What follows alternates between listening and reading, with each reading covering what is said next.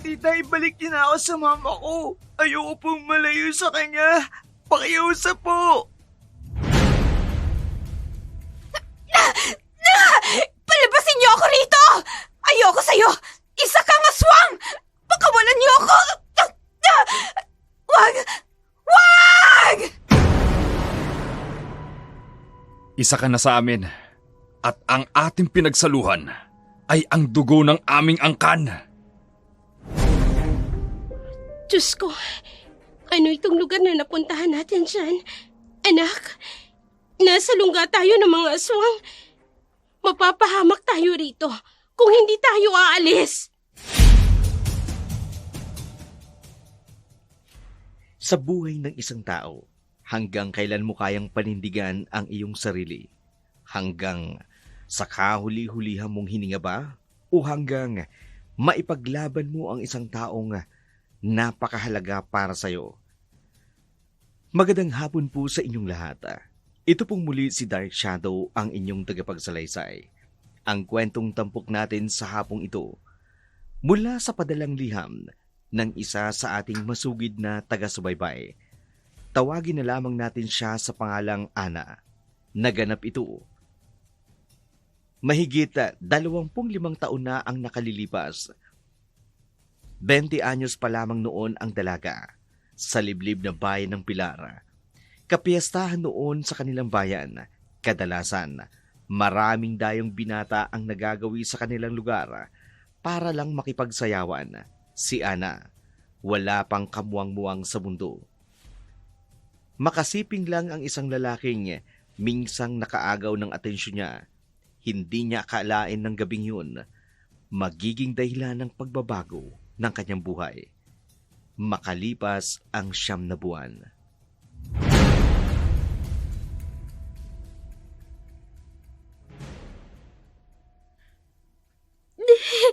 Nahihirapan ako. Hindi ko na po kaya. Ano bang sinasabi mo? Kayanin mo. Kung hindi mo pipiliting mailabas yan, hindi lang ang buhay ng batang mapapahamak. Pati ikaw, Ana. Pagod na po ako. Wala na po akong pwersa. Hindi ito ang tamang panahon para sumuko. Isipin mo ang anak mo. Kung pati ikaw ay susuko, madadamay ang bata. Aling Rosing, ano po bang dapat kong gawin? Tulungan niyo po ako. Ay, sige. Iirin mo. Kapag nararamdaman mo ang paghilab, ha? Aalalayan ko ang tiyan mo. Para makatulong ay didiinan ko ito ng unti-unti para mailabas siya. Handa ka na ba? Opo. Susundin ko pong ipagagawa niyo. Basta iligtas niyo lang ang bata. Pakiusap po.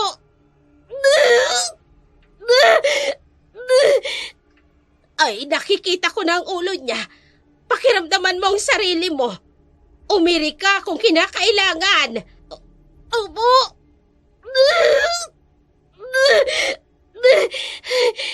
Hiramdam ko na.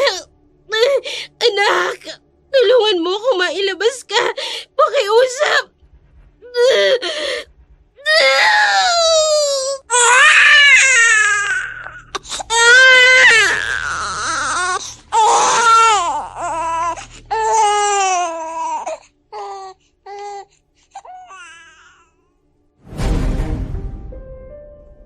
Ligtas na naipanganak ni Ana ang sanggol, ang batang naging dahilan ng pagbabago sa kanyang buhay. Lumipas ang 5 taon. Naging kalakip na ng buhay ni Ana, ang bansagang disgrasyadang babae o babaeng nagsasarili. Maagang nabuntis. Hindi pa niya nakikilala ang binatang nakabuntis sa kanya. Yan ang tsismis ng karamihan tungkol sa kanya na naging dahilan para hindi makihalubilo sa iba at intindihin na lamang ang kanyang anak. Napilitan siyang magtrabaho sa isang klaba para lang matustusan ang lahat ng kanilang pangangailangan. Di na alintana na napaliligiran ng mga kalalakihang langus sa espiritu ng alaka. Gabi ng mga oras na yun, isa-isa nang nagdadatingan sa loob ng club ang kanilang mga parokyano. Umaalingaw-ngaw ang magandang tugtugin at halakhakan ng mga kalalakihan sa table ng mga naggagandahang GRO ng club. Sa pinakadulong upuan, nakaupo ang isang sopistikadong binata.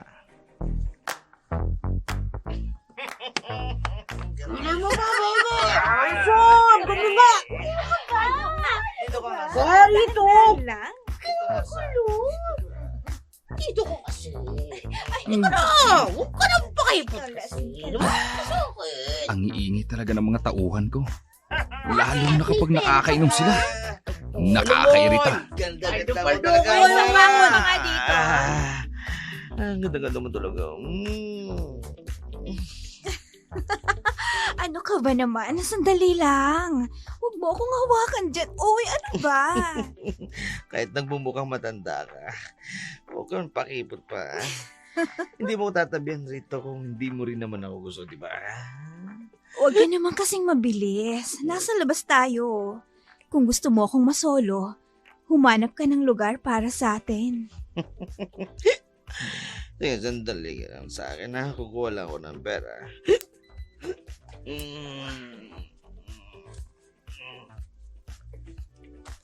Kung hindi lang talaga ako gustong magpalipas ng oras, hindi ako sasama at pupunta sa lugar na to. Baby!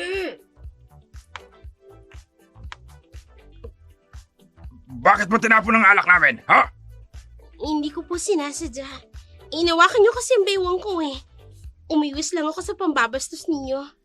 Ito naman, bewang lang eh. Tabihan mo na lang ako. Halika! Ayoko nga! Kawawang Ana. Mukhang natipuhan na naman.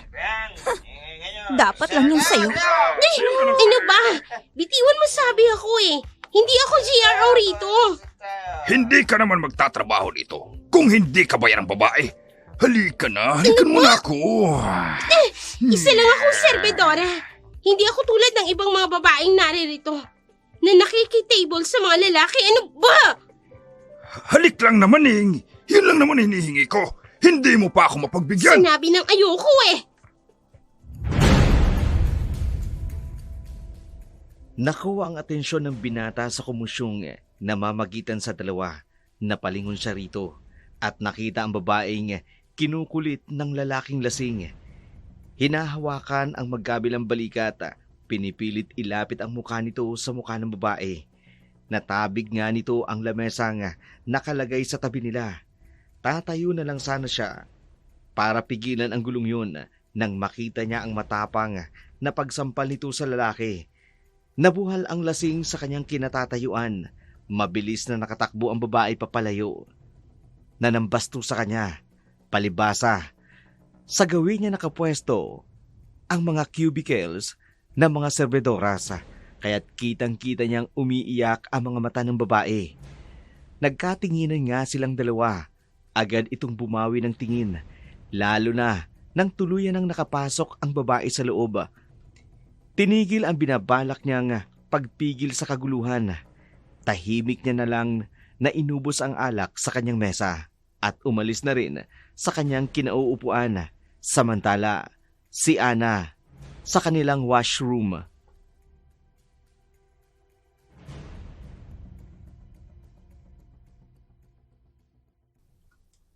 Ang walang hiyang yun. Hinawakan niya ako sa baywang. Gusto pa akong halikan. Ana girl, okay ka lang ba? Nakita ko yung ginawa sa'yo. Sinaktan ka ba ng hayop na yun? Munti ka na. Kung hindi lang talaga ako nakapalag. Malamang, nagawan niya na ako ng masama. Eto minom ka muna ng tubig. Kalmahin mo ang sarili mo. Salamat talaga. Mabuti na lang talaga. Agad ko siyang nasampal. Dapat lang yun sa kanya, no?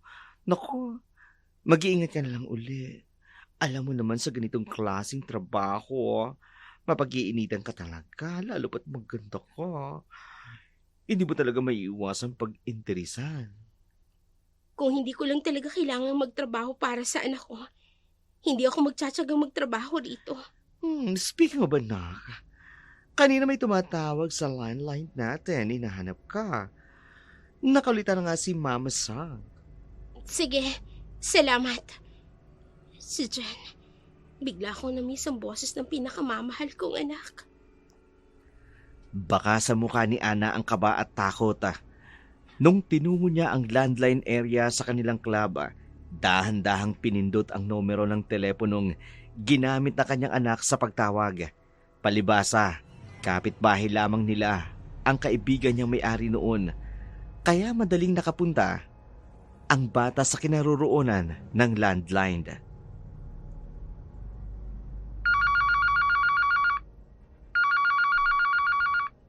Anak? Hello, Mama? Ang galing po, tinawagan mo na ako. Siyempre naman, anak. Pwede ba namang hindi? Namiss ko kaya ang boses mo. Kanina pa nga po ako tumatawag. Sabi nung nakasagot, busy ka raw po. Oras na po ng trabaho mo, kaya hindi ka pwedeng maistorbo. Pagpasensyahan mo na ang nagsabi nun sa'yo, ha? Mainit lang ang ulo nun. Bakit po siya ganun? Ang taray niya po, tapos parang sinasabi niyang bawal kitang tawagan. Ganun lang talaga ang amo ko. Kaya hayaan mo na, ha? Nakausap mo naman ako, di ba? Oo nga po, Mama. Kaya lang, may napansin po ako sa inyo. Ah? Ang boses niyo po, parang umiiyak kayo. May umaway po ba sa inyo dyan? Umiiyak? Ako? Opo. Rinig ko po sa boses po ninyo. Teka, sino po yan? Naku, huwag siyang pahuli sa akin. Ako makakalaban niya. Wala siyang karapatang saktan kayo. Ang anak ko talaga. Wala. Wala namang nangaway sa akin. Napuwing lang ako. Grabe naman pong puwing na yan. Gaano po ba kalakit na paiyak kayo niya ng husto? Ang anak ko talaga, oo. Pinapatawa mo naman ako. Yan po yung gusto ko, Mama. Yung narinig kang tumatawa. Ayaw ko po kasing may nananakit sa iyo eh. Oo na. Masaya na ako. Kasi narinig ko na yung boses mo. Basta, Mama, pag uwi mo tabihan mo agad ako sa higaan para malaman ko agad kapag nakarating ka na. Oo naman. Dadalhan kita ng pasalubong. Pangako. Hindi, kahit wala na pong pasalubong. Sapat na po sa akin yung makauwi ka rito, makasama kita sa bahay ng ilang araw. Hayaan mo. Pag uwi ko dyan, magtatagal ako ng ilang araw. Para naman masulit ko ang off ko. Lalo na't kasama kita. Salamat po, Mama. I love you po. I love you too, anak. Ay! Bawal ang telebabad! Trabaho na! Yung kinalat mong mesa, ayusin mo! Naku, anak. Ibababa ko ng telepono, ha? Babalik na si Mama sa trabaho. Babay na. Bye po, Mama. Gusto ko na talagang makauwi agad sa amin. Bumalik si Ana sa kanyang trabaho. Wala naman siyang pagpipilian, kundi pagtiyagaan ang trabahong kanyang napasukan. Nag-iingat na lamang siya sa mga customer na pinaghahatiran niya ng mga order nilang alak hanggat maaari. Hindi siya gaanong nagpapakita sa lahat. Tsinetsyempo niya lang kapag hindi gaanong lasing ang mga customer na nakakaharap niya. Natapos niya ang huling linggo ng buong buwan sa kanyang pagtatrabaho. Meron siyang 4 na araw na nakalaang day off. Inipon niya sa loob ng buwan ang once a week niyang off sa trabaho para sulit niya namang makasama ang kanyang anak. Pagdating niya sa kanyang kwarto, himbing na natutulog si Jan sa kanilang higaan. Agad niyang nilinis ang kanyang katawan, nagbihis ng kanyang pambahay at tinabihan ang anak nito sa kanilang higaan. Niyakap niya ng mahigpit si Jan. Yun ang isa sa pinakamasayang sandali sa kanyang buhay. Samantala, dumating naman si Moira sa kanilang tahanan.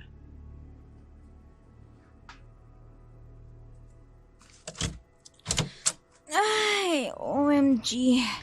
Nakauwi na rin ako sa wakas. Oh, Moira! Aling Rosing, gising pa kayo? Si Mama, nasa bahay ba? Wala. Mukhang hindi yun makakauwi ngayong gabi. Alam mo naman ang trabaho nun. Ang mapagkunwari kong stepsister. Dumating na rin ba? Nauna lang sa'yo ng konti. Papasok na ako sa bahay namin. Ayoko ulit makitang pagmumukha niya. Aba, ikaw pa talagang may ganang umasta ng ganyan. Ibang klase ka talaga, Moira. Sampid ka lang naman dyan sa pamamahay nila. Pero kung tratuhin mo si Ana, parang ikaw pang mas may karapatan. Una sa lahat, wala kang pakialam sa kung anong meron ng pamilya namin. Landlady ka lang ni Ana. Kung may problema ka sa akin, huwag mo akong kausapin. Nakoy, pasalamat ka. Hindi kita isinusumbong sa mamamamahan mo. Yung mga ginagawa mong pagtrato kay Ana. Dahil siguradong isusumpa ka rin niya kapag nalaman niyang totoo. Kung gano'n ho, kapag nagalit sa akin si Mama, alam ko na kung sinong pagbibintangan. Ay siya, pumasok ka na sa loob. Wag na wag ko lang talagang malalamang sasaktan mo si Ana. Ako ang makakalaban mo. Well, go! Alagaan mo nakakandiring babaeng yon. Tribida masyado. Kung hindi mo lang kaibigan si Maria, hindi kita pakikitunguhan ng maayos. Yung anang yan, parang Jollibee. Bida-bida. Nakakainis talaga. May araw ka rin sa akin. Pumasok si Moira sa kanilang kwarto. Umiiwas na makatagpo niya si Ana. Sa tinutuluyan nitong paupahan, katabi lang ng kanilang bahay.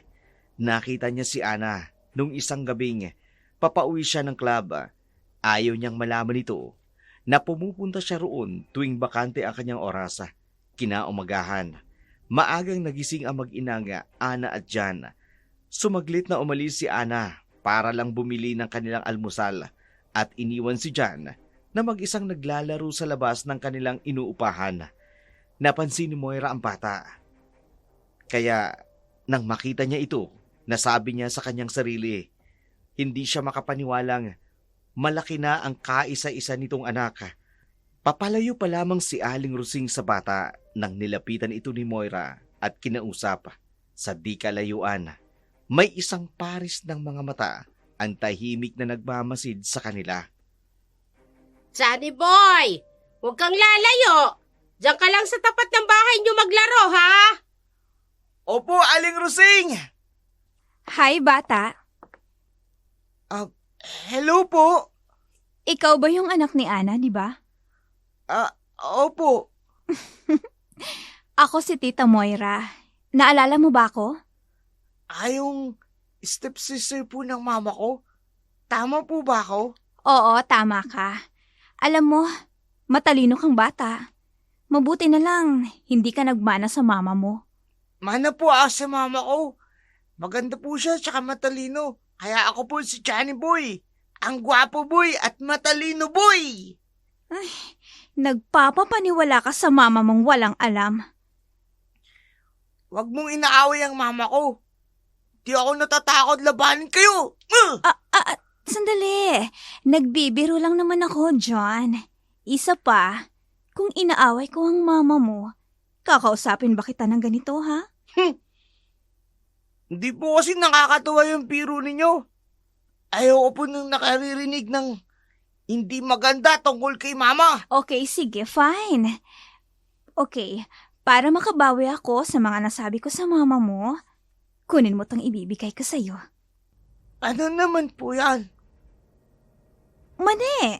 Alam mo, bagong luto yan. Binili ko lang yan kanina bago ako umuwi ng bahay. Ang cheap po ninyo. Pero tingnan ko. Mukhang masarap ah. Oo, masarap talaga yan. Mainit-init pa. Ayan, sige lang. Tikman mo. Salamat po. Mamaya ko na lang po kakainin. Hihintayin ko po si mamang makauwi. Kainin mo na. Manilang naman yan eh. Hindi naman yan makakasama sa'yo. Bakit po parang kulit-kulit nyo? Bakit parang gusto nyo sundin ko kayo kung kailan ko kakainin? Sabi kasi ni mama, wag daw basta kakain ng kung ano-ano hindi niya alam. Ay, nako, basta tikman mo na lang. Isa lang. Tapos yung iba, edi mamaya. Heto, Malutong po at medyo mapait. Teka, akala ko po mani. Baka yung bawang lang ang nakain mo. Kaya naman mapait. Bawang? Hoy, teka! Teka, sandali lang, hoy! Saan ka pupunta? Johnny boy! Hoy! Jan pala ang pangalan ng batang yan. Kumpirmado, may batang nakatira dito tulad ng edad na sinasabi ni Boss. Siya na nga kaya ang anak ni Bossing? Mabilis na pumasok si Jan sa kanilang inuupahan. Pumunta sa kanilang kwarto. May hinahanap sa drawer, ang isang bagay na ginagamit nila kapag nahihirapan siyang huminga. Ikinalat niya sa loob ng drawer. Inisa-isa ang mga laman habang tumatagal. Napapahinto na siya sa kanyang pagkilos. Unti-unti nang nanghihina. Napipigilan ng kanyang paggalaw sa kakapusan ng hangin. Naglilitawan ang malalaking pantal sa kanyang katawan. Tuluyan na itong napahiga. Dumidilim na ang paningin. Anino na lang ang taong nasa pintuan ang kanyang naaaninag. Tuluyan na siyang nawala ng ulirata. Diyos ko! Jan! Anak! Jan! Aling Rosing! Tulong! Tulungan niyo ho ako! Ay, ano ba kasing nangyari? Hindi ko ho alam. Nakita ko na lang siya puro pantal sa katawan at walang malay rito sa kwarto. Tulungan niyo po ako. Ay, tumawag na tayo ng masasakyan. Dalhin natin sa ospital ngayon din. Ay, kung magtatagal pa tayo, baka kumapano pa ang anak mo Tara na! Naging maagap si Ana. Nakuha niya ang inhaler na gamot ni John. Agad na pinindot ang inhaler at pilit na pinahinga ang anaka. May nagbagandang loob rin na maghatid agad sa kanila sa ospital. Ipinasok ang bata sa emergency ward. Tiningnan ang kalagayan nito. Binigyan ng kaukulang mga gamot para humupa ang nararanasang pamamantal sa buo niyang katawan. Panay ang tangis ni Hana. Sinisisi ang sarili sa saglit na paggalingat sa bata. Ito ang ikalawang pagkakataong inatake na naman ng allergy si Jan. Labis niyang ipinagtaka kung paanong natitrigger ng allergy nito. Gayong kabilin-bilinan niya sa bata na maging maingat sa lahat ng pagkaing isusubo nito sa kanyang bibig pag-uwi niya sa kanyang bahay para kumuha ng kanilang mga gamit. May kapitbahay na nakapagsabi sa kanya, si Moira ang nakita nitong huling kausap ni Jan bago ito inatake. Walang ano-anong pumunta si Ana sa bahay ni Moira. Hoy, ano ba yan? Kakatok lang eh. Kailangan pang ganyan kalakas? Talagang nang-aasar ka ah.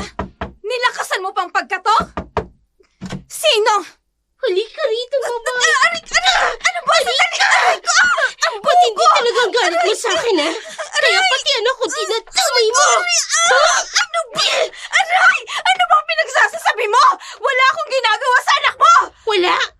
Wala ba talaga? May nakapagsabi sa akin. Ikaw ang huling kausap ni Jan bago siya atakihin ang allergy niya. Ano ba? Bitawan mo sabi ko!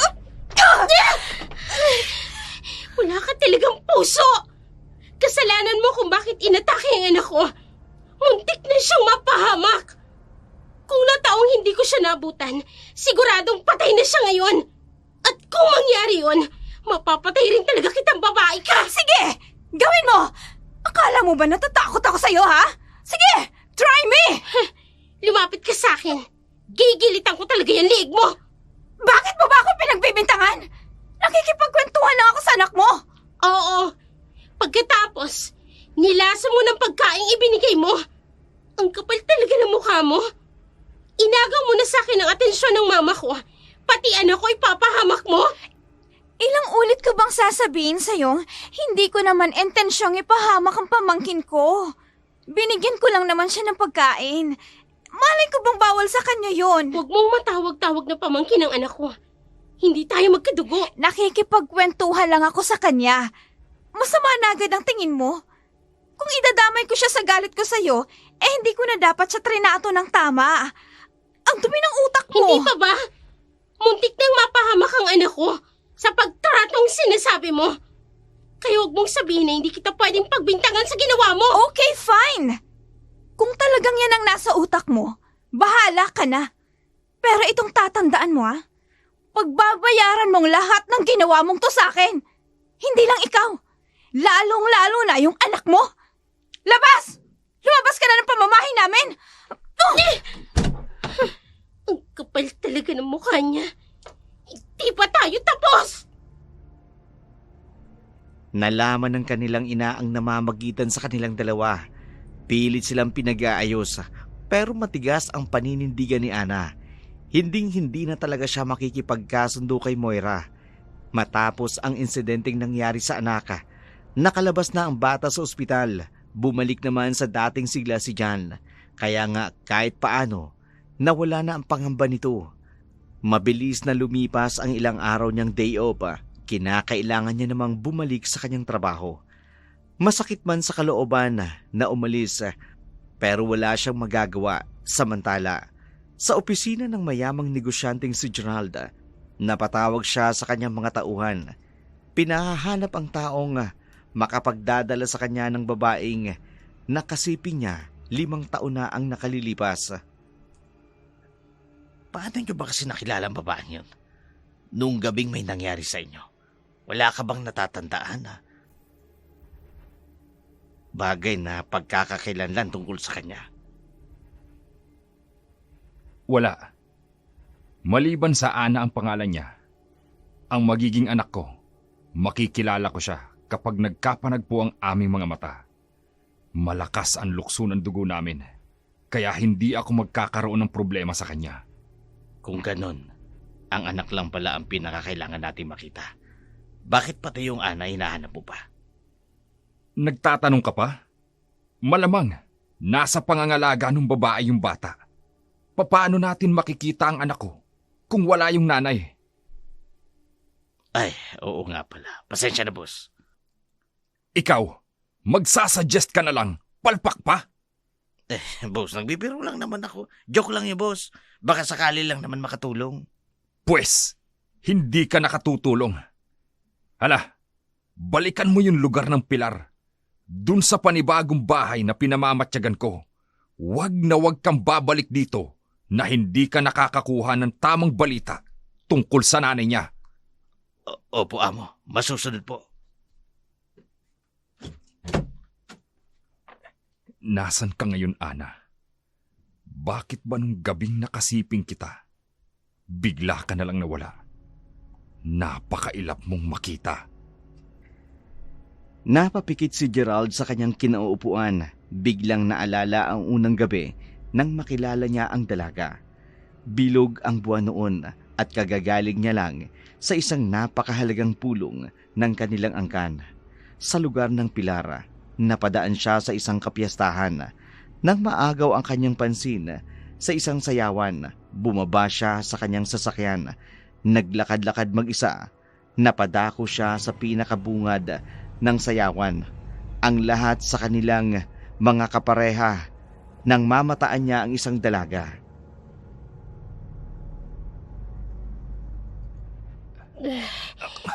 Dokong Moirang yun Pinainom ako ng alak. Tapos iniwan lang ako. Gising pa ang karamihan sa mga naririto. Ano bang meron dito? Malalagot ka sa akin kapag nagkita tayo. Hahanapin ko siya. Miss, ayos ka lang ba? Pasensya naman. Nabangga tuloy kita. Nagmukha pa akong matanda sa babaeng to. Matanda na ba ang itsura ko? Hindi ko talaga sinasadya. Nihilo lang talaga ako. Kung maglalakad ka ng ganyan, malamang, mamaya lang pupulutin ka na sa kangkungan. Manong, baka naman pwedeng tulungan mo na lang ako. Nahihirapan na talaga akong maglakad. Pakiusap. Halika, kumapit ka sa akin.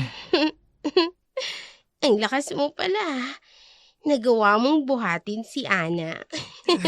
Lasing ka ba talaga? O pinagtitripan mo lang ako? Huwag ka nang magalit. Kinarga mo na nga ako Ang babaeng to, ginawa pa talaga akong alila. Ay! Anong ginawa mo sa akin?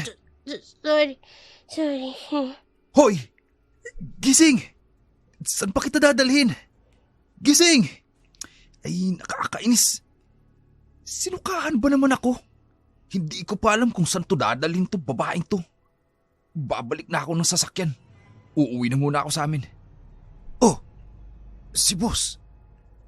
Boss, bakit may karga ka? Omar, pagbuksan mo ako ng pinto. Sino yan? Bumaba ka lang saglit. May babae ka ng pinick up.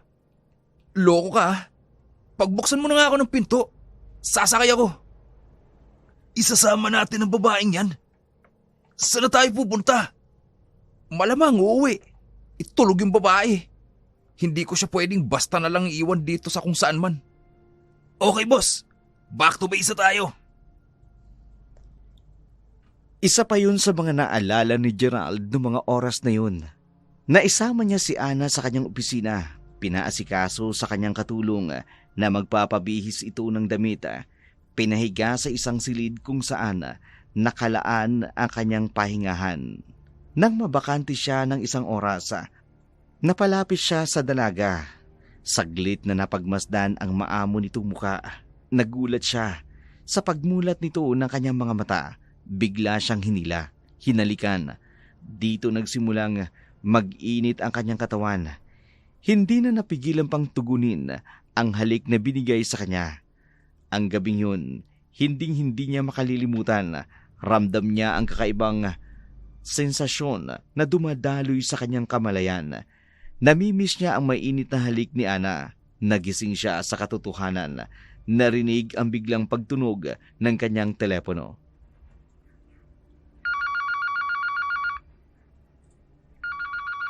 Nakatulog pala ako. May tumatawag. Sana naman magandang balita na ito. Hello? Boss, magandang balita. May natagpuan kaming Ana ang pangalan sa lugar ng Pilar. Walang asawa. At nakita kong nakitira roon sa malapit sa pinagmamatyagan mong lugar. Doon din malapit sa batang nakumpirma ko. Ibigay mo sa akin ang saktong address. Pupuntahan ko. Agad na tinungo ni Gerald ang tahanang tinutukoy ng kanyang tauhan. Walang pag-aatubiling, hinanap si Ana. Si Aling Rusing ang unang nakausap nito.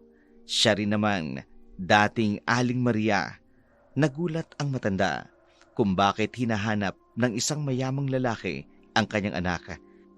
Sinabi ni Gerald ang pakay na anak noong una. Noong una, itinanggi pa nitong kasama nila si Ana. Wala kasi siyang tiwala sa mga taong maaaring nagpapanggap lang, lalo na sa taong ngayon palang nakakilala. Umalis si Gerald nang hindi malang nakita ang kanyang mag-ina. Nangako namang babalik ito, oras na magkaroon siya ng pagkakataong mapuntahang muli ang kanilang tahanan. Samantala, nabalitaan ni Moira ang pagpunta ng nasabing lalaki. May kung anong planong pumasok sa kanyang isip, walang kaalam-alam. Ang lahat sa biglaan niyang pagpunta sa paupahang bahay ni Ana. Nakita niyang tahimik na naglalaro ang bata sa loob ng bahay. Jan! Shh! Jan! Tita Moira? Buksan mong pinto. Dali! Ayoko po. Magagalit si Aling Rusing. Ano ka ba? Ako lang to. Eh bakit? Natatakot ka ba sa akin? Hindi naman po. Pero may bilin sa akin si Mama. Huwag akong lalabas ng bahay at huwag raw akong makikipag-usap sa inyo. Grabe naman tong si Ana. Kung ilayo ka sa akin parang may gagawin akong masama sa'yo. Pasensya na po. Sumusunod lang po talaga ako sa bilin sa akin ni Mama. Si Mama mo nga nagsabing puntahan kita dito. Ha? Pero si Tita... si Aling Rusing po kasi kagagalitan niya ako. O sige, ganito na lang. Buksan mo ang pinto, aalis tayo. Tapos, pupuntahan muna natin si Mama mo dun sa trabaho niya para mawala yung duda mo sa akin. Talaga po? Pupunta tayo kay Mama? Oo, alam ko kung saan nagtatrabaho ang Mama mo. Kaya sumama ka sa akin. Sige na. Miss na miss mo ng mama mo, di ba? Opo, sige po, sasama po ako. Nakatanggap ng tawag ang kampo ni Gerald mula sa isang hindi kilalang tao. Sinabi nitong kilala nito si Ana, pati ang nag-iisang anak nito. Gusto raw nitong makipagkita sa kanya. Pero sa isang kondisyon, bigyan sila ng pabuya kapalit ng impormasyong ibibigay nila. Hindi naman ito tinanggihan ni Gerald, dala ang kanyang desperasyong makita ang mag-ina. Pinadala niya ng pera ang informanta at ibinigay sa kanya ang numero ng taong sinasabi nilang si Ana. Tinawagan niya ang numero at narinig sa kabilang linya ang boses ng isang babae. Dito nabuhayan ng loob si Gerald. Sa wakas, magtatagpo na rin ang kanilang mga landas. Samantala sa biyahe, umiiyak ang batang kasama ni Moira. Nakadama ito ng kaba. Nagsinungaling si Moira. Pagkakita nila ng kanyang mama Ana, isa pala itong patibong. Tita, ibalik mo na ako sa mama ko. Ayoko pong malayo sa kanya. Pakiusap po. Manahimik ka nga dyan. Ang ingay-ingay mo. Kanina ka pa iyak ng iyak. Sinungaling ka. Sabi mo sa akin pupunta tayo kay mama. Kanina pa tayo nasa biyahe. Hindi ko pa rin nakikita ang mama ko. Hindi ka ba mananahimik dyan? O gusto mo bang busalang kong bibig mo para hindi ka na makapagsalita pa? Ayoko po. Eh di kung ganun, itigil mo na yung kakangawa mo dyan. Oo po. Oy ikaw, makinig ka sa lahat ng sasabihin ko sa'yo ha. Importanteng tao ang pupuntahan natin. At ayokong mapornada lahat ng plano ko nang dahil lang sa'yo. Ano po bang gagawin ko? Manahimik ka lang. At huwag kang bastang sasagot kapag hindi ikaw ang kausap. At isa pa dyan, kapag tinanong ka kung sino ko, gusto kong sabihin mong ako ang mama Ana mo. Ha? Ikaw ang mama anak ko. Magsisinungaling ako? Oo. At huwag na huwag mo akong tatawaging tita sa harapan nila. Dahil kung hindi mo gagawin yun, hinding-hindi na kita ibabalik sa tunay na mama mo. Nagkakaintindihan ba tayo? Ha? Opo, tita. Ano ba? Kasasabi ko lang eh. Opo, mama. Ganyan. Magaling. Andiyan ang kausap ko. Manahimik ka na ha? At pwede ba? Itigil mo na yung kakasigok mo ng pag-iyak.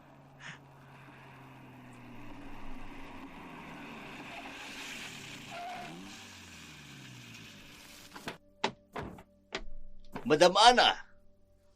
Ako nga. Nandiyan na ba ang tatay ng anak ko? Magkikita na kayo. Maya-maya lang. Sa ngayon, mag-convoy muna kayo sa amin. Madam. Sige. Talagang napaka-misteryoso ng lalaking ito. Susunduin na lang kami. Sa alalay pa. Nakakawalang gana. Tita, Ano ba? Nakalimutan mo na bang pinag-usapan natin? jingle po ako eh. Pwede po bang lumabas muna ako saglit ng sasakyan? Maghintay ka. Susubukan ko lang tawagan yung kausap ko. Nang makausap ni Moira ang kanyang kausapa, tahimik lang na nagmamasid si Gerald nang dumating ito. Nakaupo ito sa likuran ng upuan ng minamanihong sasakyan ni Omar. Pinagmamasdan ang ginagawa na mag-ina sa gilid. Bigla siyang napaismid. Sa wakas, makakapiling niya na rin ang anang pinahahanap niya. Kaba at takot ang kanyang nadarama. Ngayon lang sila muling magkikita ng babae. Hindi niya alam kung ano ang magiging reaksyon nito kapag nagkaharap na silang muli. Bumalik na ang dalawa sa sasakyan. Umusad ng muli ang kanilang biyahe. Patungo sila sa Villa Fontellas, ang ancestor house ng pamilya ni Gerald. Samantala, sa paupahang bahay naman ni Ana. Aling Rosing, bakit ngayon niyo lang sinabi na nawawala ang anak ko? Ngayon ko lang talaga nalaman na wala siya sa bahay mo. Hindi rin ako sigurado kung anong oras pa siya nawawala. Diyos ko, ang ina ko. Saan ka na ba nagpuntang bata ka, oo? Baka nandyan lang sa tabi-tabi, naglalaro. Subukan nating ikutin ang paligid. Jan? Anak? Nasaan ka na? Nandito na si Mama! Johnny boy! Anak! Ana, kumalma ka muna. Makikita din natin siya. Huwag kang mag-alala. Paano hindi ako mag-aalala? Hindi ko alam kung saan ko hahanapin ang anak ko. At bukod pa roon, may sakit siya. Baka kung may makain siyang masama sa kanya at hindi ko magawang mailigtas siya. Aling Rosine, si Jan na lang ang tanging meron ako. Kung mawawala pa siya sa akin, paano na ako? Gagawa tayo ng paraan. Amo, pupunta ako sa mga kapitbahay natin. Magtatanong-tanong, baka may nakakita sa kanya. Johnny! Anak, nandito na si Mama! Umuwi ka na! Johnny! Oy, si Johnny, may kabong hinahanap ninyo. Ay, may man nakakita raw sa kanya. Kasama ng isang babae. Maganda at sexy ang suot. Ay, maganda at sexy. Oy, saan papunta? Aba, hindi namin alam. Ano ba kasi inaatupag mo, babae ka? At para pabayaan mo ang anak mo, responsibilidad mo nga lang ang bata, hindi mo pa magampanan. Totoo nga ang bali-balita. Makati ang babaeng ito. Hindi na nahiya. May anak ka ng isa. Iniwan mo lang sa bahay mo. Tapos, nagtrabaho ka pa sa club. Isa kang immoral! Immoral! Ay, kapal na mukha ng mga Immoral? to. Pero wala akong pakialam. Murahin niyo ako't lahat. Ang buhay ng anak ko pa rin ang mahalaga. Kailangan ko na talaga siyang makita. Bahala kayo dyan. Hoy! Kayong mga marites, kayong mga baklita kayo. O ano? Kung wala kayong maitutulong, abay manahimik na lang kayo. Tinatanong lang naman kayo kung nakita niyo yung bata. Kung ano-ano pang sinasabi niyo. Hala, pag siuwi na kayo, mawawala kayong kwenta. Uwi! Hoy! Di wag kayo magtanong sa amin! Tayo na nga! Layasan na natin ang dalawang yan! Bahala kayo maghanap sa mga anak ninyong nawawala, mga babaya, immoral! Yeah! Aling Rosing, nabanggit nilang maganda at sexy. May hinala ako. Hindi kaya si Moira ang tumangay sa anak ko? Ay, pwede. Siya lang naman may lakas ng loob na puntahan ng bata sa bahay mo. Pero sandali. Anong gagawin niya sa bata? Bakit bigla niyang tinangay? Si Mama, kailangan ko siyang makausap. Magbabaka sakali akong alam niyang dahilan ng pagkuha ni Moira sa anak ko. Nagkasagutan sina Ana at Maria. Hindi kasi nito nabanggit sa kanya ang pagpunta ng isang lalaking estranghero. Ang paglihim nito sa kanya ang naging dahilan para mag-away silang mag-ina. Pinatulayan lang nitong mas malaki ang pabor na binigay nito kay Moira kaysa sa kanya. Tuluyan nang nanlumo si Ana sa kanyang kinatatayuan. May binabalak si Moira kay Jan. Hindi nila alam kung saan nila ito hahanapin. Wala silang mapagpipilian. Buhay ng anak niya ang nakasalalay. Hindi siya titigil hanggat wala siyang nakukuhang lead kung saan nga ba niya hahanapin ang dalawa. Samantala, sa Hacienda Fontellas. Boss, bakit ganyan kayo makatingin sa sasakyang nakasunod sa atin? Bakit ba pakiramdam ko hindi siya yung Ana na hinahanap ko? Ho? Paano naman mangyayari yun? Yung bata po kamukhang kamukha ninyo. Imposibleng hindi nyo anak yun. Hindi ako duda ron sa bata. Dun sa nanay, dun ako nagdududa. Boss naman, pinunta na natin sila sa bahay nila. At natatandaan ko ang babaeng yon, ang kausap ng bata. Nung gabing pinuntahan nyo ako roon, siya ang nakasama nito ng mga oras na yon. Tiningnan mo lang, hindi mo mismo kinumpirma kung ang anang ang yun ang kausap niya. Boss, di na po malayo Loko ka talaga. Magtatrabaho ka na rin lang, hindi mo pa inayos. Boss naman, anak mo lang naman talaga ang sadya natin, di ba? Bakit patayo si Ana gusto mo pang maisama? Ano bang pakialam mo? Kailangan ko pa bang ipaliwanag sa yung dahilan? Tauhan lang kita. Boss, kalma lang. Yung mata mo namumula na naman sa galit. Kasalanan mo to. Hindi mo inaayos ang trabaho mo. Pwede man sigurong ibalik natin yung babae kapag hindi siya, di ba? O di kaya ipagtyagaan nyo na lang. Maganda naman siya, sexy. Sira ulo ka talaga. Alam mo ang tunay kong ugali. Hindi ako basta-basta naaakit ng pisikal na kaanyuan. Mataas ang standard ko sa pagpili ng magiging ina ng tagapagmana ko. Hindi ako tumitikim ng pinagsawaan ng iba. Sorry na, boss. Bilisan mo na ang pagmamaneho. Pagdating natin sa mansyon, ipaghahanda ko siya ng seremonya. Sa makalawa na ang kabilugan ng buwan. Sige po. Kayo po, bossing. May kutob talaga akong hindi siya si Ana. Susubukan ko bumalik muli sa pilar na mag-isa. Magbabakasakali ako. Tuliro na ang isip ni Ana. Hindi magkandamayaw kung saan hahanapin si Jan. Isang gabi, inabutan siya ng napakalakas na ulan sa kakahuyan. Mag-isa siyang naglakad pabalik sa kanyang inuupahan. Masama ang loob nito.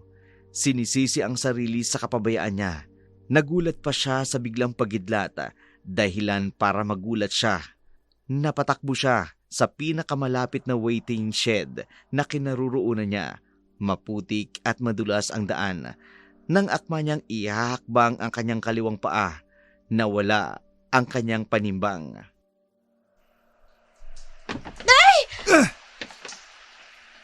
Miss! May sumalaw sa akin. Paano? Bigla siya nakasulpot sa likuran ko. Ayos ka lang ba? Hindi ko gaano makita ang kanyang mukha. Napakahaba kasi yung kanyang buhok.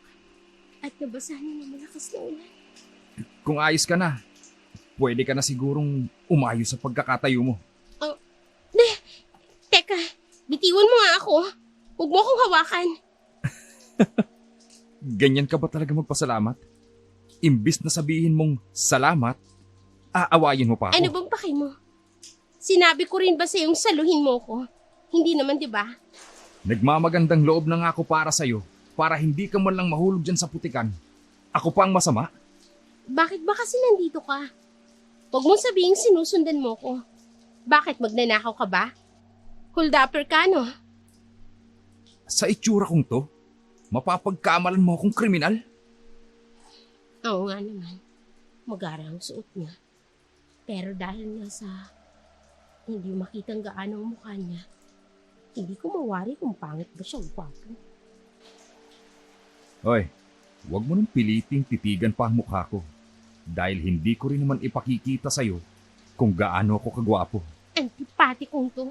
Wala akong interes na malaman ang totoong itsura mo.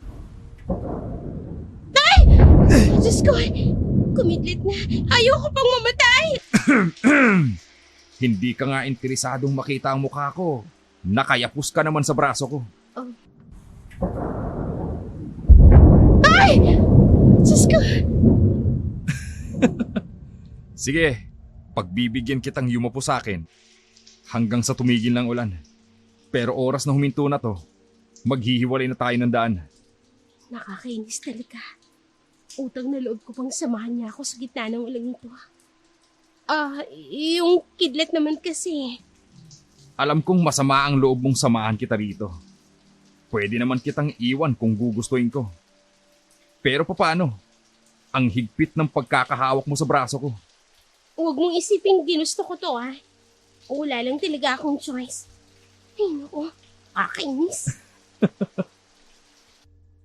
Sa dilim ng paligid, hindi namamalaya ng dalawa kung ilang oras na silang nakaidlip magkatabi roon sa waiting shed. Maghahating gabi na nang magising si Geralda. Bumangon na ito. Hindi pa pwedeng abutan siya ng 12:00 sa daan. Malapit na magkabilugan ng buwan. At maaaring malaman ng babaeng yun ang tunay niyang anyo.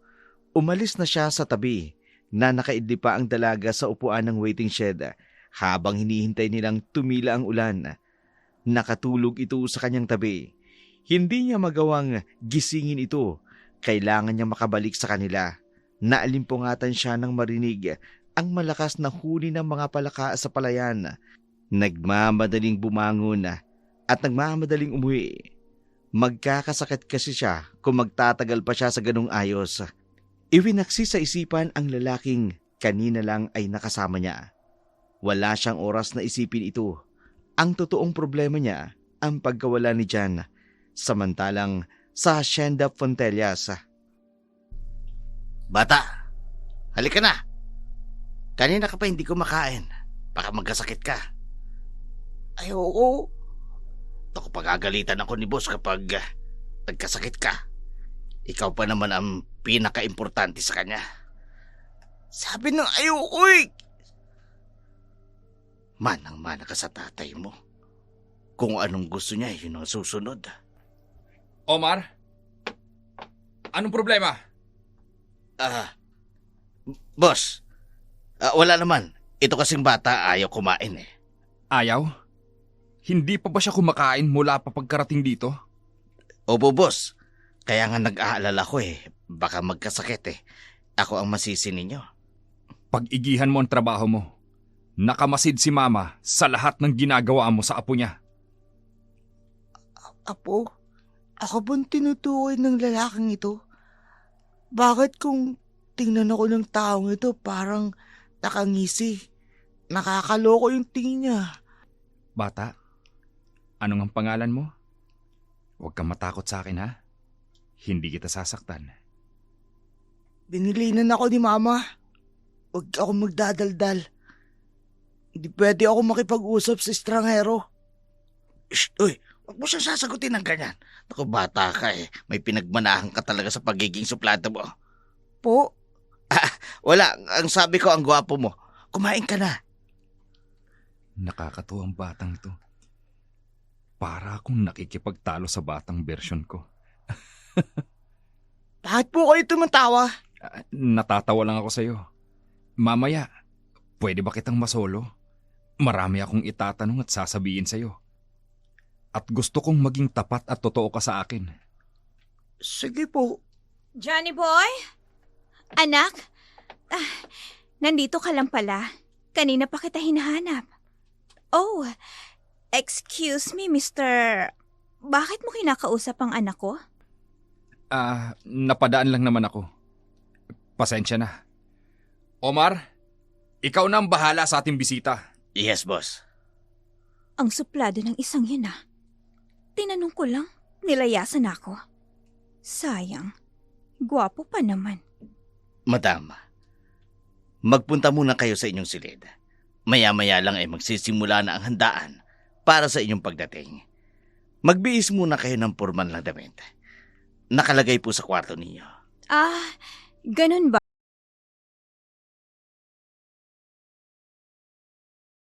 Bis lang ako. Babalik ako agad. Opo. Umiiwas ng tingin ang bata sa nanay niya. May away ba ito mag-ina? Kailangan malaman ko. Hindi pwedeng hindi ko malaman kung anong dahilan ng ganyan nilang tinginan. Pinaghandaan pala nila ang pagdating namin dito. Ano kaya ang sunod na mga mangyayari mamaya? Para may iniisip siya. Tinitingnan niya ba ako? Ako ang alalay. Dakilang alalay. Pero kung makatingin siya, susundan ko siya. Baka kung may binabalak siyang kung ano. Kakaiba ang naging pakiramdam ni Moira sa loob ng asyenda kahit alam niya na ang pagdiriwang na yun ay para sa kanilang dalawa ni Jan. Lumabas na siya sa kanyang silid at pumunta sa pagdarausan ng handaan. Nakita niya ang kabuang ayos ng bulwagan. Hindi tulad ng karaniwang handaan na maraming tao ang nagsisipagdalo. Samantala ng mga oras na yun, iilan lamang sila. Si Gerald, kasama ang dalawang matanda na kung iistimahin niya, higit na ito sa 80 taong edad. Itinatago lang ng kanilang totoong edad ang kahanga-hanga nilang kasuotan, luma, maluwang, at may mga disenyong antigo na hindi basta makikita sa kung saan. Nakahatag sa maliit na bulwagan, ang mga iyon ang mga kakaibang disenyo ng seremonya. Mga ginintuang malalaking banga, mga nakahilerang itim na mga kandila sa paligid. Kumakalat sa paligid ang usok ng insensong ngayon niya palang naamoy. Pilit siyang ngumingiti sa kanyang mga nakakasalubong kahit ang totoo, kabado si Moira. Boss! Handa na ba kayo? Sige na, kapag tinawag kita, ikaw na ang bahalang magpasimula ng seremonya. So MC ako ngayon. Driver na, katiwala pa sa event. Ngayon ako magsisimula ng seremonya. Thank you sir sa pagtitiwala. Bakit ba pakiramdam ko? May hindi magandang mangyayari. Yung lalaking nagsusuplado sa akin kanina, siya pala ang host ng gabing ito? Magandang gabi sa inyo, Mama, at ang aking pinakamamahal na lola. Ngayong gabi, makikilala na natin ang mag-inang matagal na nating hinahanap. Omar, pasimulan mo na ang pagdiriwang. Ang tambol!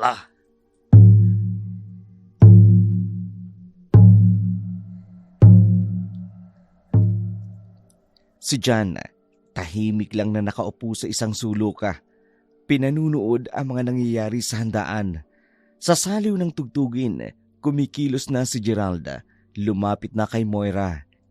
Inayayahang pumagitna sa maliit na bulwagan. Ang sayaw na iyon ang naging panimulang seremonya nila. Nakaramdam ng kakaibang sensasyon ang pagdikit ng kanilang mga katawan. Nahipnotis mo siya. Nang magdapat na ang kanilang mga muka, tinitigan siya ni Gerald sa kanyang mga mata. Kinilig naman si Moira. Inaabangan ang paglapit ng labi nito sa kanya. Pero hindi siya nito hinalikan. Tinulak niya palayo ang dalaga. Sabay salo sa bewang, biglang huminto ang paghampas ng drum. Hingal na tinitigan ni Gerald si Moira.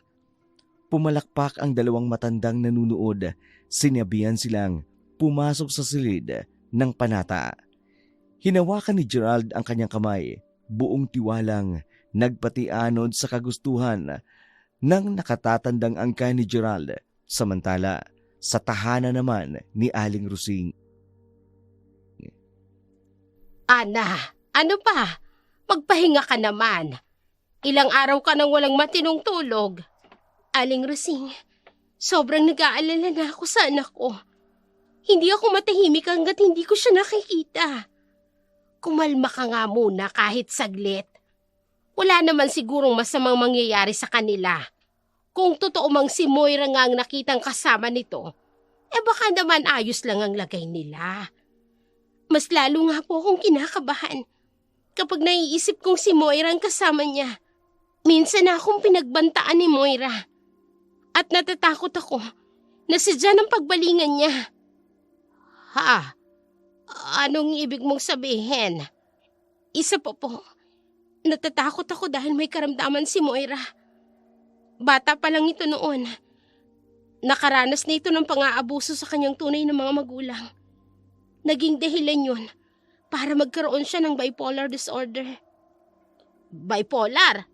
Yung bang may dalawa siyang katauhan sa iisang katawan? Opo, Aling Rosing. At maaaring ang isang bahagi ng katauhan niya ang nag-udyok sa kanyang tangayin si John. Hindi natin alam kung anong pumasok sa isip niya para madamay ang anak ko. Pero may hinala ako. May kaugnayan nito sa lalaki nagpunta sa bahay namin noong isang araw. Ay Diyos ko, baka kung maulit muli yung nangyaring pag-atake ng allergen ni John, paano na lang kung pabayaan niya ang bata? May pagkasinto-sinto pala yung Moirang yon. Kaya nga po ako kinakabahan. Kung hindi pa ako kikilos, baka mahuli na sa akin ang lahat. Ayaan mo, pakikiusapan ko ang mga kaibigan ko na tumulong sa paghahanap ng anak mo. Hindi mo kakayanin mag-isa lang na hanapin sila. Salamat po, Aling Rosing. Sige po, pupunta muna ako sa kabilang baryo. Baka doon makita ko sila. Mag-iingat ka. Ipagdarasal kong maging matagumpay ang paghahanap mo. Napuntahan na ni Ana ang halos lahat ng lugar na alam niya. Mahanap lamang si John. Iba talaga ang kabang nararamdaman niya kapag naiisip niya ang ginawang pagpasok ng estranghero sa bahay nila. Subalit may kutob siyang may masamang balak si Moira na gamitin ang anak niya laban sa lalaking naghahanap sa kanila. Hindi niya ito mapatatawad, lalo na ngayon malayo sa piling niya ang kaisa-isa niyang anak. Matapos ang pangyayari sa silid ng panata, unti-unti nang nagigising si Moira. Pagdilat ng kanyang mga mata, nasa loob na siya ng isang madilim, malamig at nakatatakot na silid. Bigla siyang kinabahan dahil naalala niya ang masamang karanasan niya noon. Bumalik sa isip niya ang mga pagkakataong ginagahasa siya ng sarili niyang ama, pati na rin ang pisikal na pang-aabuso ng kanyang ina. Dagdag pa rito ang ginawang kababalaghan ni Gerald na kani-kanina lang. Nangihina na mga tuhod niyang naglakad papunta sa pintuan. Nagmamakaawa siyang ilabas siya sa nakatatakot na sitwasyon na yun. Pakawalan niyo ako dito! Pakiusap! Huwag niyo na ulit gawin sa akin to! Ano ba? Buksan niyo ang pinto! Ayoko dito sa madilim na silid! Ayoko nang makulong ng muli! Buksan niyo ang pinto! Mabuti nga sa'yo. Yan ang nababagay sa'yo. Huwag kang tumawa! Huwag mo akong pagtawanan! Ano ba? Buksan niyo ang pinto! Pakawalan niyo ako dito! Tita Moira! Pakiusap! Buksan niyo ang pinto! Pakawalan niyo ako dito! Kawawa naman siya. Bata, anong ginagawa mo dyan? Halika rito. Huwag kang lumapit dyan. Halika. Kawawa naman po siya. Manong, ang Tito Moira ko po, nakakaawa po siya. Hindi po ba natin siya pwedeng palabasin? Di ko masasagot ang tanong mo yan. Ang amo ko lang ang pwedeng magdesisyon kung pwede siyang lumabas o hindi. Ako na po nakikiusap. Pakulan po natin siya. Pero bata, hindi ko pwedeng gawin ang gusto mo. Ako ang mananagot. Si Papa Gerald po, kung sa kanya po sasabihin, mapapakawalan po ba siya? Nalaman niya na pala ang kaugnayan niya kay Bossing. Manong, hindi ko alam bata. Omar, anong ginagawa niyo rito? Boss, itong anak mo naaawa ron sa babaeng parurusahan mo. Nakikiusap. Ako na ang bahala sa kanya. Sige na, bumalik ka na sa iba mo pang gagawin. Opo, boss. John? Anak? Papa, kanina ko po kayo gusto makausap. Si Tita Moira po, pakawalan mo na po siya, please. Gusto mo siyang pakawalan. Pero bakit? Ginawan ka niya ng masama. Tapos, inaalaala mo pa rin siya? Ang turo sa akin ng mama-anak ko, wag daw pong gumanti. Hindi lang siguro niya po alam na mali yung ginagawa niyang pagsama sa akin rito. Kaya po nakikiusap ako sa inyo. Maawa na po kayo kay Tita Moira. Gustuhin ko mang gawin yan. Ang mama at lola mo ang may kagustuhang parusahan siya. Sa ngayon, ang tanging magagawa lang natin ay maghintay. Sige po. Pero gusto ko rin po makita si Mama. Gusto mo na bang makauwi agad? Opo, miss na miss ko na po siya. Sige, sa makalawa, ihahatid ko na kayo. Sa isang kondisyon, huwag mo munang sabihin sa kanya ang tungkol sa akin. Ako mismo ang makikipag-usap sa kanya para maging buo na tayo. Gusto mo ba yon? Opo, kaya lang, bakit hindi niyo na po kasapin si Mama? Pag nagkita kayo, bakit po ang dami niyong paligoy-ligoy? Masyado kayong OA. Sa bahay na mag-inang Maria at Ana, galit ang naging reaksyon nitong malaman ang totoong dahilan ng pagkawala ni John. May isang lalaking naging testigo na makita ang dalawang sumakay sa isang sasakyan. Balak niya sanang sitahin at pigilan ang dalawa, pero naalala nitong pamangkin nga pala ito ni Moira. Pero sa huli, nadamay pa ang binatang yun sa galit ni Aling Maria. Ito ang kauna-unahang pagkakataong nagpakita ng pagkadismaya sa dalaga. Palibasa, nakasanayan na ni Ana na lagi siyang binabaliwala, lalo na nung nabundis siya nung hindi inaasahan. Nagpunta siya sa police station. Ipinablatter ang pagkawala ng kanyang anak, pero kinaumagahan, nagulat na lamang sila nang makitang patakbong papalapit na ang batang si Jan sa kanyang ina. Mama! Jan? Anak? Oh, Diyos ko! Salamat at naririto ka na sa piling ko, Jan. Oo nga po. Masaya po kasi sa piling niyo eh. Anak, na-miss kita. Teka, paano ka nakauwi rito mag-isa? May naghatid po sa akin. Sino?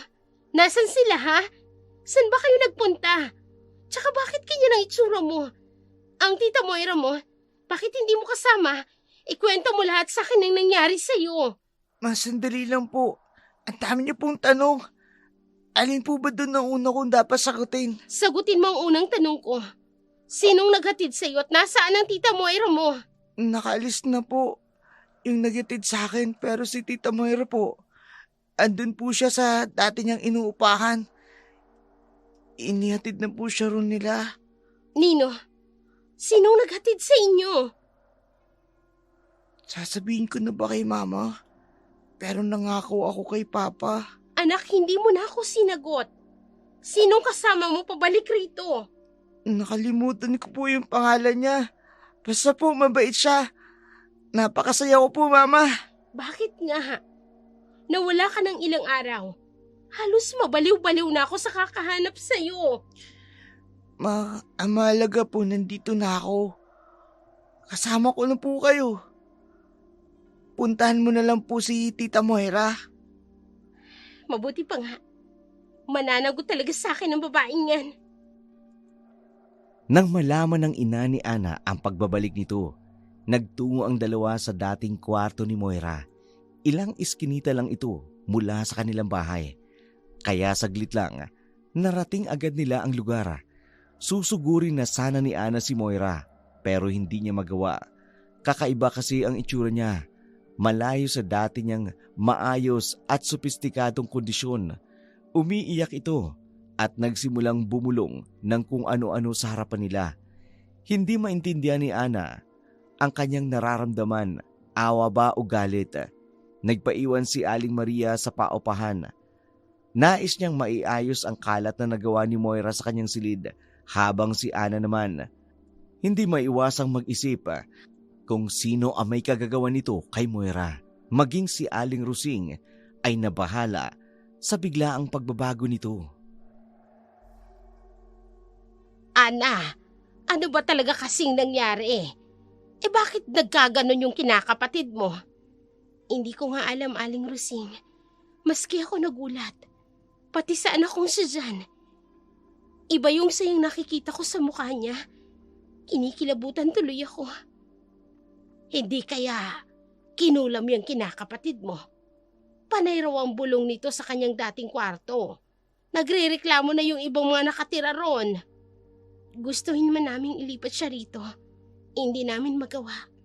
Natatakot kaming lahat na masaktan niya. Baka naman na narabis siya, hindi kaya? O naglalaway ba? Nagiging agresibo? Para bang hindi niya alam ang ginagawa niya? Malaki ang galit ko sa kanya.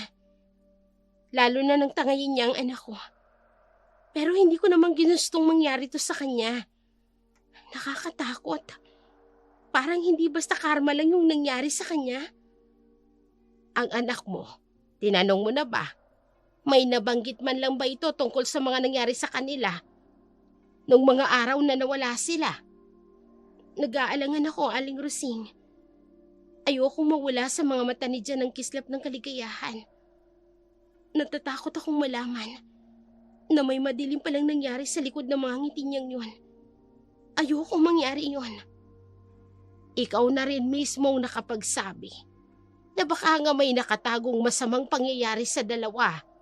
Baka naman ikapahamak ng anak mo ang biglaang pagkatakot ng mga tao dahil sa pagbabagong nangyayari kay Moira. Iisipin nilang kasalanan ni Jan ang biglaang pagbabago niya. May punto ka, Aling Rusing. Naguguluhan na ako. Ano ba talagang dapat kong gawin? Ang mama mo, ano bang binabalak niya? Ipapakonsulta niya daw si isang espesyalista. May hinala kasi siyang muling na-trigger na naman ang past experience ni Moira. Na mas pinalala pa nung nawala si Jan. Pwedeng magkaganon nga ang iniisip ko. Anong nangyari sa kanila ni Jan sa loob ng 3 araw?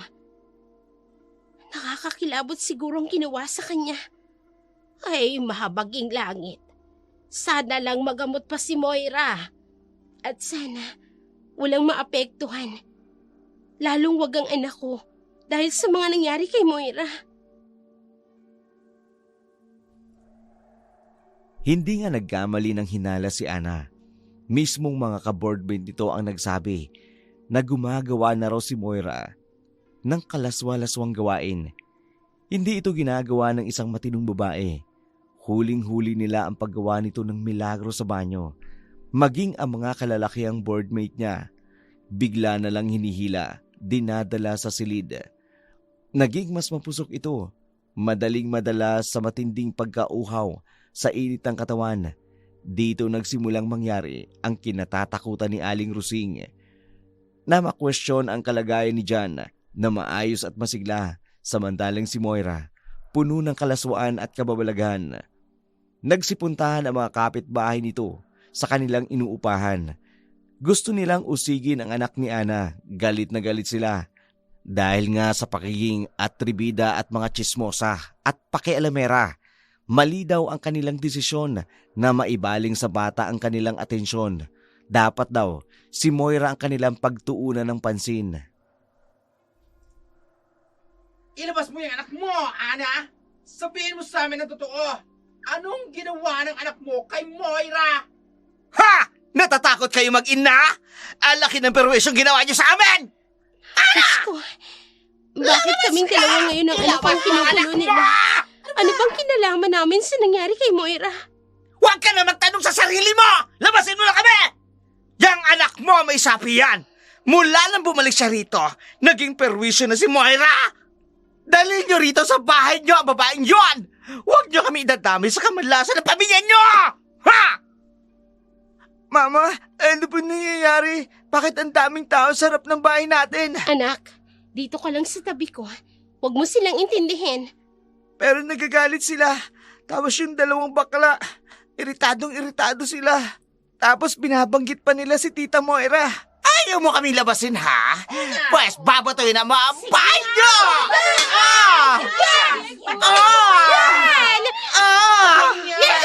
Ano pa? Ano ba? Lalakasan ko, ha? Mama, binabato nila tayo. Anak, dito ka lang sa akin. Baka tamaan ka ng bubog. Lumayas kayo rito! Mga perwisyo kayo, ha? Diyos ko, tulungan niyo po kami. Ilayo niyo po kami sa mga taong ito. Hoy! Anong ginagawa niyo? Bakit niyo binabato ang paupahan ko? Ha? Kayo na naman? O Wala ano? talaga kayong kadala-dala, ano? Ilabas mo ang mga salot na yun dito! Kakalis ka sa namin para magtanda sa ganong perwisyo ng Moirang yan sa bayan ng Pilar! O ano bang pinagsasasabi niyo? Bakit nadamay ang mag-ina sa kasalanan ni Moira? Paano, Mula na magkaroon ng kaguluhan dito, nagkandawala-wala na yung mga boilers namin. Ha? Dahil sa anak ni Ana, siya nagdala rito kay Moira.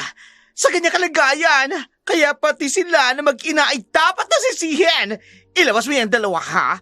Para hindi ka na madamay pa. Maawa naman kayo sa kanila. Wala silang kasalanan. Oy! Mama, ano gagawin natin? Galit na galit sila. Tignan natin! Ilabas niyo Kaya sabi niya. mapalabas mga yan! Lumabas kayo! Labas! Labas! Labas!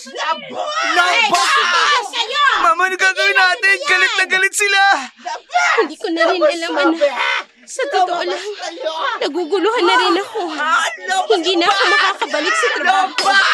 Isinusuka na rin ako ng mga tao. Kaya hindi ko na alam kung saan tayo pupunta. Lalabas, ha? Dumating si Aling Maria. Pinigilan ang kaguluhan ng mga tao. Ipinaliwanag ang kalagayan ni Moira. Dadali na raw ito sa pagamutan para mas maunawaan ang totoo nitong kalagayan. Pinakiusapan naman ng mga tao na hayaan na lamang ang mag-ina pero matigas ang mga ito. Pinaniwalaan nilang may kinalaman si John sa biglaang pagbabago ni Moira. Kaya kahit anong pilit ni Aling Rusing na makumbinsi ang mga tao, gusto pa rin nilang mapalayas ang mag-ina sa bayan ng Pilar. Walang nagawa ang mag-ina kundi lisanin ang kanilang tinitirhan. Kaya't gabi na'y umalis na sila sa inuupahan. Napagawi sila sa waiting shed para mag-abang ng masasakyan. Ang lupit ng mga tao. Hindi man lang nila tayo pinagbigyan. Ang sama nila, Mama. Lalo na yung dalawang bakla. Wala naman tayong ginagawang masama eh. Tapos pinalayas pa nila tayo. Sadyang mapanghusga ang mga tao. Hindi nila alam ang lahat ng kanilang ginagawa. Nabubulag sila ng takot. Wala akong pakialam sa kanila. Kung ayaw nila sa atin, ayaw ko rin sa kanila. Ikaw natututo ka ng magrason. Siyempre po, Mama, malaki na ako. Uy, may upuan po doon. Umupo muna tayo habang nag-aantay tayo ng masasakyan. Sige, ikaw na lang anak. Naalala ko bigla yung lalaking nakasama ko rito. Nasaan na kaya siya ngayon? Ay, may sasakyang huminto. Sino naman kaya ito? Bata! Manong, kayo po pala. Kumusta po? Ayos lang. Anong ginagawa mo rito ng alanganing oras? Gabi na. Bakit nasa labas pa kayo? Pinalayas po kami sa tinitira namin. Jan, ano ba? Di ba ang kabilin-bilinan ko sa'yo na huwag kang makikipag-usap sa kahit na kaninong estranghero? Oo nga pala. Naalala ko, kasama ko pala si Mama. Hindi ko napigilang ma-excite. At si Papa kaya kasama niya? Manong, bakit niyo po kinakausap ang anak ko? Sino ba kayo? Omar, itigil mo na yung pakikipagdaldalan mo. Umalis na tayo. Yung boses niya, parang pamilyar sa akin. Hindi kaya siya yung mamang nakilala ko nung gabing umuulan? Pero boss, kuwan kasi. Sino ba yung kausap mo? Si Papa. Bumababa ang salamin ng bintana. Teka, titingnan ko. Hindi nga ako maaaring magkamali. Siya nga yun. Kung hindi siya importanteng tao, umalis na tayo. Manong! Sandali! Ako ito. Yung babaeng nakasama mo nung umuulan. Pakiusap. Baka pwede mo akong pagbigyan. Kakapalan ko ng pagmumukha ko. Pwede mo ba kaming tulungan? Wala kaming matutuluyan ng anak ko. Kung ayos lang, pasakayin niyo kami hanggang sa makarating kami sa kabilang bayan. Si Amo talaga. May padrama pang nalalaman. Papa, tinupad ko po yung pangako ko sa inyo. Tuparin mo yung sa inyo rin. Pagkakataon na ito para mabuo kami. Doon din naman ang daan natin, di ba Omar? Oo, boss. Sige, sumakay na kayo. Salamat. Salamat sa pagpayag. Tatanawin ko itong isang malaking utang na loob sa iyo. Pinipilit nilang tatlo na hindi magpahalata kay Ana, si John, Omar, maging si Gerald. Hindi makakilos at mapakali sa kanilang kinauupuan. Nagtataka man si Ana, pakiramdam niya. May kakaiba sa tatlong lalaking kasama niya. Binaliwala naman ni Ana. Iniisip niya, baka naiilang sila sa una nilang pagkikita. Nais niya sanang magbukas ng isang mapag-uusapan. Kaya lang, ramdam niya ang kanyang katawan sa maghapong pagod sa kumusyong naganap sa kanilang bahay. Sa mabagal na pagtakbo ng sasakyan, nakaramdam si Anang na matinding antok, maging si Jan. Nakatulugan ang kanilang biyahe. Hindi nila namamalayan ang pagdating nila sa Hacienda Fontellas. Kinaumagahan nang magising si Ana sa isang magandang silid. Nagulat siya. Hindi niya namamalayan ang pagdala sa kanya rito. Agad niyang tinawag at hinanap ang kanyang anak. Jan? Anak? Nasaan ka? Jan? Gising ka na pala. Halika sa baba. Kakain na. Nasaan ang anak ko? Bakit mo kami dinala rito? Pwede bang huwag ka munang magalit? Magpapaliwanag ako ng maayos. Hindi ako galit. Nagtataka at nagtatanong lang ako. Bakit dito mo kami dinala? Hindi ba't nakiusap ka sa akin na tulungan ko kayo? Ginawa ko lang ang pakiusap mo. Oo. Pero hindi ang tumira sa pamamahay mo. Ang anak ko, ibalik mo siya sa akin. Aalis na kami rito. Hindi pwede. Hindi ako papayag. Dito lang kayo. Kung ayaw mo naman, iwan mo sa akin si Jan. Ano? Bakit ko naman iiwan sa iyo ang anak ko?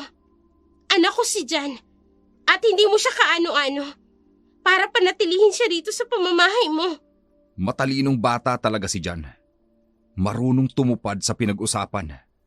Hanggang ngayon, wala siyang nabanggit sa'yo tungkol sa akin.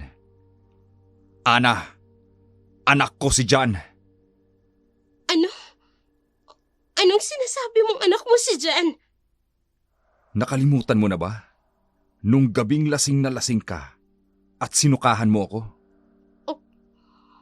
Ha? Teka, sandali. Imposible ito.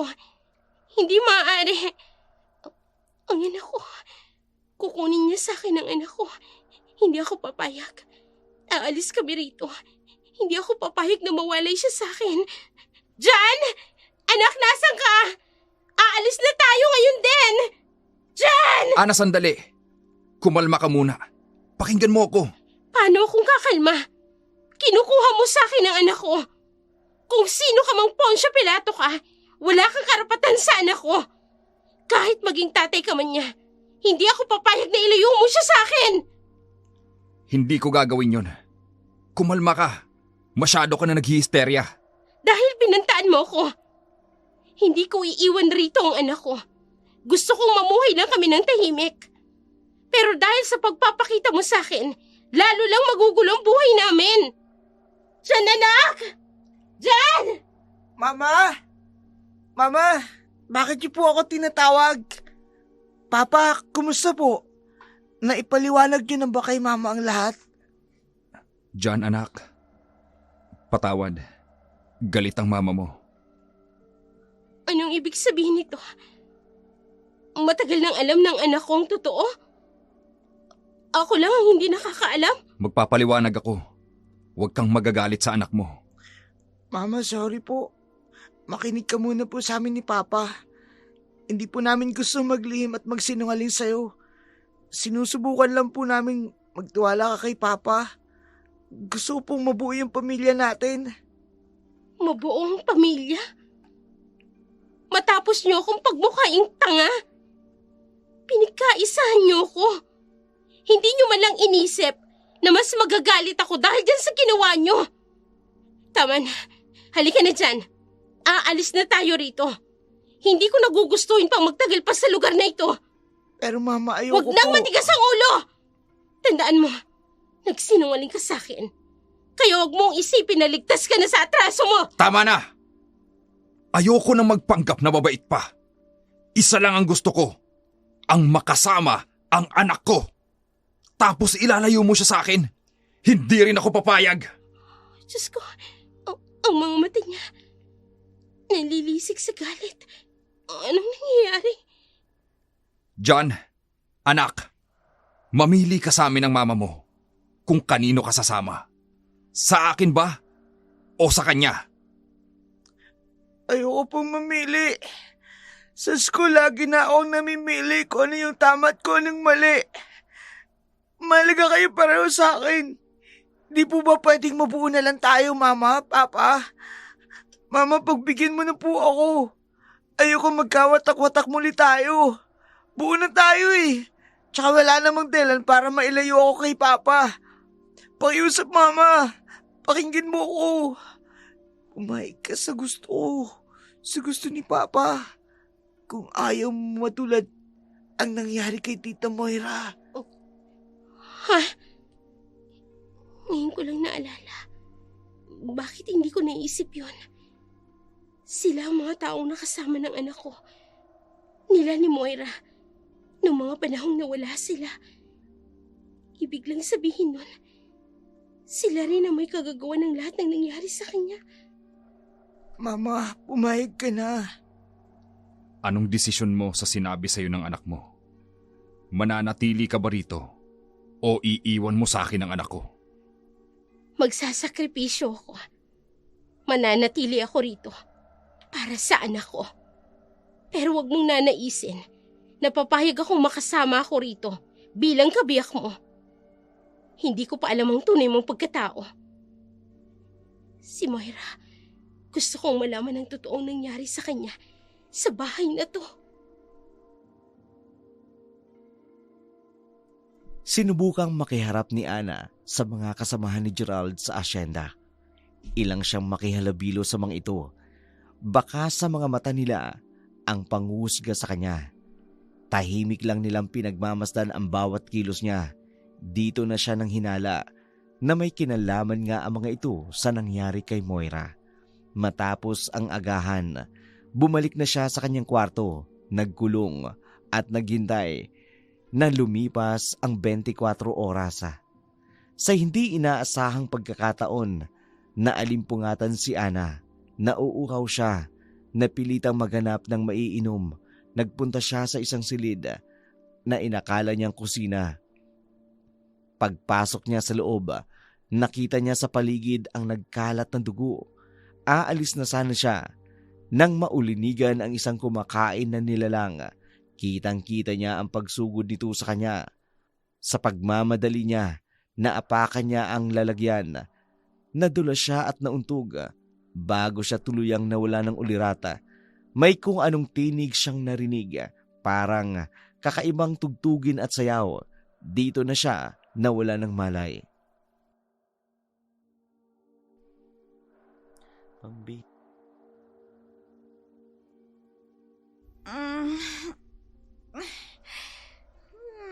Nagsayaw lang naman kami kanina. Pero bakit parang nalasing ako? Ana, handa ka na bang maging parte ng aming pamilya? Oo, handa na ako.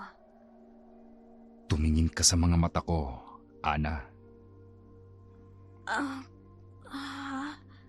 Huwag kang mag-alinlangan sa akin. Ako ito, si Gerald, ang tunay na ama ng anak mo. Gerald? Sumunod ka sa lahat ng ipagagawa ko sa iyo. Magtiwala ka sa akin. Para ito sa iyo at sa ating anak. Mahiga ka sa kama. Mamaya lang, tatabihan na kita. Ano ba talagang nangyayari sa akin? Bakit hindi ako makatanggi sa lahat ng sinasabi niya? Heto na ako. Pahiga na sa kama. At hindi mamaglit ang tingin ko sa napakakisig niyang aura.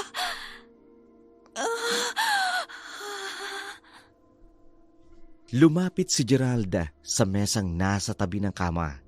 Kinuha ni Gerald ang sarong may laman. Bumigas ito nang sinaunang panalangin na ang kanilang mga aswang. Pumasok sa silid si Omar. Dinala ang isang lalagyan. Hindi kita ang loob nito, kaya binaliwala lang ito ni Moira. Sumilip sa siwang ng isa sa pinto si John. Gusto niyang malaman kung anong kaganapan. Nagpunta naman si Omar sa kanilang pinto. Ipinagpatuloy nito ang paghataw ng tambol ng seremonya. Bumalik si Gerald sa higaan. Tinabihan si Moira. Napakainit ng paligid. At habang tinitingnan mo ko, lalo ako nasasabik sa'yo. Gerald. Ana, Ilang saglit pa, tuluyan ka ng magiging akin. Gerald, teka, anong ginagawa mo? Huwag kang ngang maghubad sa harapan ko. Wala pa nga akong ginagawa. Ungol ka na ng ungol. Ana, ang tagal kong hinintay ang pagkakataong ito. Aariin na kita. Napakakisig mo, Gerald. Hindi kita matanggihan. Kung ganon, hawakan mo ang sarong ito. Inumin mo. Ligtas bang inumin ito? May duda ka ba? Ako ang unang iinom at sumunod ka.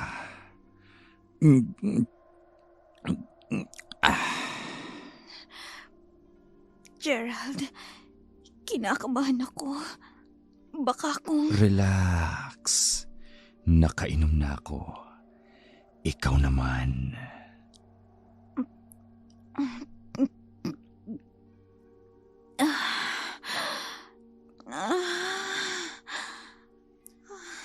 Naganap na. Ang sarong ito, ang simbolo ng bagong pagbubuklod ng ating mga sarili. Biyaya kung tapat ang hangarin. Kaparusahan naman kung may balakin kang maitim. Bakit ganito ang lasa? Ano ba to?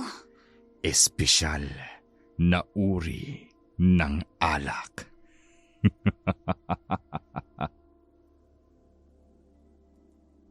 Napakagat sa labi si Moira.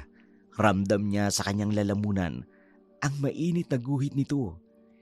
Hindi ito nakatiis na hawakan ang sarili niya. Kumilos na rin si Geralda.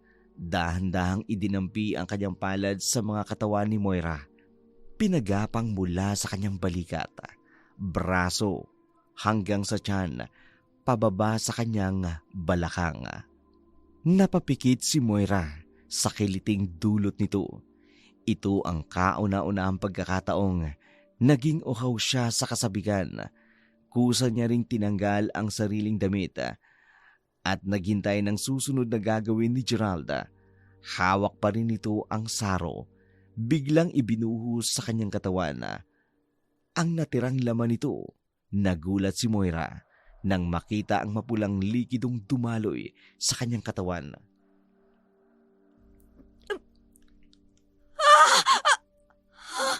Ano yan? Isa ka na sa amin at ang ating pinagsaluhan ay ang dugo ng aming angkan. Dugo? Pinainom mo sa akin to? Hindi. Hindi mo na pwedeng isuka pa yan. Pumunta ka rito at inialay mo na ang sarili mo. Wala ka nang magagawa kundi harapin ang kapalaran mo. Moira. Tinawag niya ako sa totoong pangalan ko. Ibig sabihin, nabunyag na ang pagpapanggap ko. Hindi. Ano na ngayon ang gagawin ko? Ngayon mo makikita ang tunay kong anyo.